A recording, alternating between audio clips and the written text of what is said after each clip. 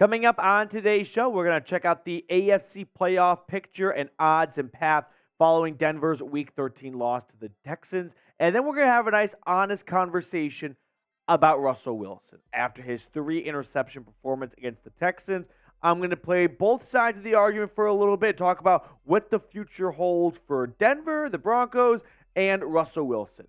But let's look at the updated AFC Playoff Picture. With the loss, Denver fell to 6-6. They are on the outside looking in. They do not have a tiebreaker over the Texans. They do have a tiebreaker over the Bills and over the Browns. Now, I will add, you might notice that the 3 wildcard teams are all 7-5. If you have 3 teams or more, well, I guess only 3 with the 3-team wildcard spot. So if you have 3 teams all with the same record, head-to-head goes out the window. It's about AFC record. So if Denver, the Browns, and the Colts all finish with 7-5 record, it's not about the Browns having or the Broncos having the win over the Browns. Now let's look at the updated Broncos playoff odds from New York Times. To make the playoffs, 21%. Seems low for a team 6-6, but okay. If they win Week 14 against the Chargers on the road, it goes up to 36%. If they lose Week 14, down to 10%. So safe to say, Week 14 is a must-win game for Denver, sitting at 6-6. A 6-7 record going into the final stretch of the season is not going to give them a good opportunity to jump into the playoff picture. Now, if we're looking just to get into the dance, right, you just want to be the bare minimum. If you want to be the 7 seed, here's what the 7-team playoff looks like as the number 7 seeds. Going back to 2020, you've had 5 of the 7 seeds all have 9 wins or fewer.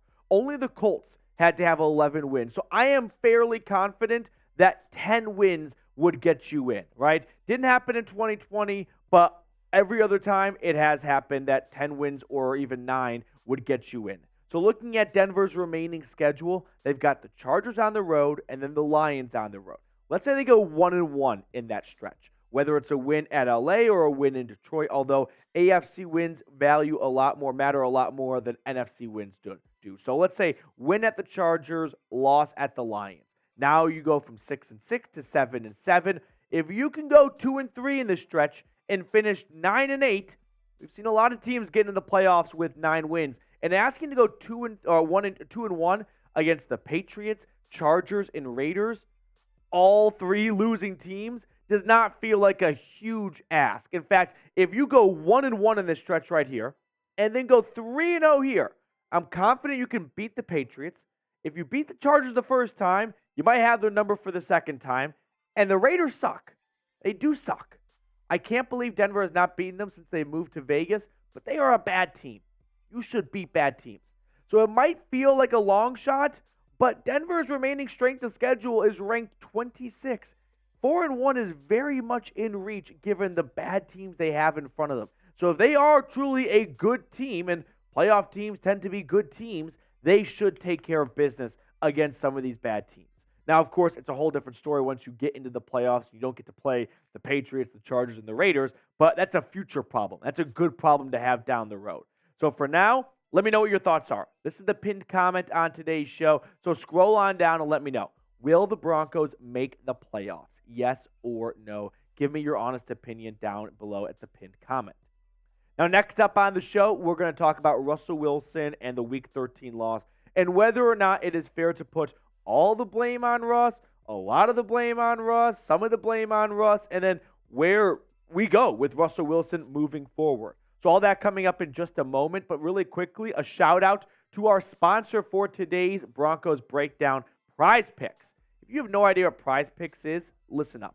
All you got to do is select 2 to 6 players, pick more or less on their projected stats, whether it's passing yards, rushing yards, receiving yards, half a touchdown, field goals. They have so many stats to pick from. So take Monday Night Football, for example. I'm taking the less on Jake Browning's passing yards at 218.5, the more on Travis Etienne at 67.5 rushing yards. And if you hit on both these selections, you can turn $10 into a good chunk of change if you pick up to 6 player stat projections. So go to prizepicks.com/CLNS and use code CLNS for a deposit match up to $100. That link is in the comments and description of today's video. Prize Picks, daily fantasy sports made easy. So Russ in week 13 was not good. I think we can all agree, right? 15 for 26, 186 yards, 1 touchdown, and a great touchdown pass, might I add, to Courtland Sutton, and 3 interceptions. But I want to look at the last interception for a moment, right? This was the game-sealing interception by Jalen Petrie for the Houston Texans. And you can see Russell Wilson right now is throwing to a pretty open target in his tight end, Lucas Kroll. Now, unfortunately on this play, what the third, fourth string tight end Kroll does is not the best move, is that he actually starts to go back into the end zone here. Like if I showed you this image before the game and said, what happens on this play? I'm guessing a lot of you say touchdown. In fact, if I showed you that image before the game and said, who should Russell Wilson throw to here? I bet a lot of you would say that wide open guy in the end zone. Now, it's unfortunate that Kroll just starts to move back in the end zone instead of greeting the football, because had he just met the ball, it would have been a touchdown. But unfortunately, that is what happens when you are down to your third, fourth string tight end. You don't have Greg Dulcich, a guy who I think in that position would have made a better play on the ball. And instead of losing by 5 points, you win that game by 7 or win that game by 2 with a 7-point touchdown at the end. Now, there is some blame to go around here because, well, Sean Payton during his press conference today on getting more from the passing game said, starts with protection and communication on point. Last play, we leave a shift off. Hadn't shifted into final formation. It's the little things have to be better.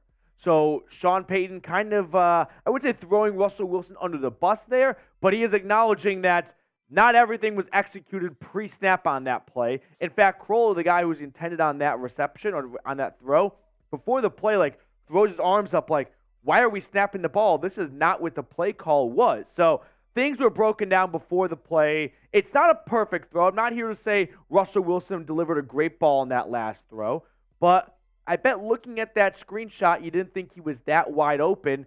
And if the receiver just works his way to the football instead of fading to the back of the end zone, well, that's the difference between being 6-6 and being 7-5. Now, Russell Wilson at this point in his career, I am pretty confident saying, is a very expensive Alex Smith. Now, you might take that and think that's an insult to Russell Wilson. And it kind of is, given how much you're paying him. But if I told you last year Russell Wilson will be a very expensive Alex Smith in 2023, I bet you'd all gladly take it. Because you might be surprised to see what Alex Smith did in his final year as a starter for the Chiefs before Patrick Mahomes took over compared to what Russell Wilson is doing this year. Completion percentage, identical. Yards per game, actually favoring Alex Smith by a lot. Touchdowns, pretty much on pace for the same amount of touchdowns. Interceptions, favoring Alex Smith. But yards per attempt, right? How often is the quarterback pushing the ball down the field? Actually favoring Alex Smith by a whole yard. This is an Alex Smith guy that didn't throw a touchdown to a single receiver for an entire season. So at this point, I think Russell Wilson, for better or for worse, is just an extremely expensive Alex Smith. And I think people are going to take that and view it as an insult. But ultimately, Alex Smith was not a bad quarterback. He was an MVP game manager. We saw him take the Chiefs to the playoffs numerous times. He had a lot of success throughout his career. And so, sure, you usually don't have to pay $230+ million for that type of quarterback and give up 2 firsts and 2 seconds. So from that standpoint, it's not a good deal. But from actual productivity standpoint, you could do a lot worse than Alex Smith right now. Now, one of my biggest qualms with the Broncos offense is their lack of explosion on offense, right? Passing plays of 20 or more yards, tied for 25th. Passing plays of 40 or more yards is actually tied for 8th, but you've got one useless Hail Mary against the Commanders, and then that bomb to Marvin Mims early in the year, which we have not seen any of that since then. So if you go from week 3 and onwards, or week 2 and onwards, it's not really an explosion down the field. Rushing yards of 20 or more yards, 8 with tied for 9th, but not a single rushing attempt of 40 or more yards, tied for 21st with a lot of teams at 0. I still think ultimately Russell Wilson will return in 2024. There has been a lot of chatter about how Denver's going to have an option not to exercise his contract, but to move the money around a little bit, right? Do they want to lock in more guarantees for the future or decline more guarantees for the future, making it easier for them to potentially move on down the line, but difficult right now? So ultimately, I think Russell Wilson will return in 2024, but ownership has shown they are committed to spending whatever it takes to get it right. Ownership whipped out a $250,000 brand new turf last year for one game because they said, oh, you guys could use some more turf? Here's $250,000. I know it's only going to be used once, but if that helps you win, so be it. So the richest owners in football might get on board with signing off on a ginormous dead cap hit from Russell Wilson's contract if it means they can start winning. But I think that the higher-ups in Denver are going to look at this year and go, I know that there are moments where it looks like Russell Wilson is really holding this team back, and there are instances of that, no doubt about it. But I think it's not as bad as some people might make it out to be. And because that number is so big, I think he will return in 2024. All right, let me know what your thoughts are down below in the comment section. I'm not standing here today saying Russell Wilson's an awesome quarterback. What I'm trying to get across is if you ask someone who doesn't watch much football and only catches some glimpses of red zone week to week, how's Russell Wilson doing this year?